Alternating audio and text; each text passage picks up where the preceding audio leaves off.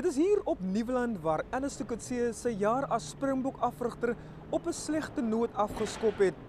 Hy het sy eerste toets in beheer van die bokke teen Ierland hier verloor en die span kon uiteindelik slegs 4 uit 12 toetse van jaar wen. Vandag moes Coetzee lede van sy bestuurspan en verskeie senior spelers aan SA Rugby verduidelik wat tot die rampspoedige jaar gelei het.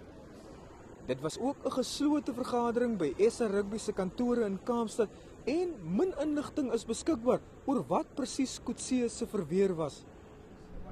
Alles dui egter daarop dat hy in sy pos gaan aanbly ondanks swak vertonings deur die bokke. Coetzee het 'n 4-jaar kontrak as bokafrigter en dit lyk nie asof sy werkgewer beplan om dit onmiddellik te beëindig nie. SA Rugby het reeds verskeie afrigters en kondisionerings en dabas gehou om die probleme in Suid-Afrikaanse rugby te bespreek. Die Unie se president, Mark Alexander, het ook reeds aangedui dat talle beserings aan senior bokke en SA Rugby se onvermoë om jong spelers vroeër in die bokstelsel in te bring van die probleme is waarvan hulle bewus is.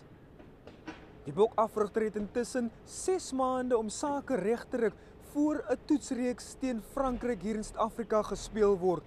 Die bokke speel in Junie 2017 in 3 toetse teen die Franse Hane. Percival Young, Unie, Kaapstad.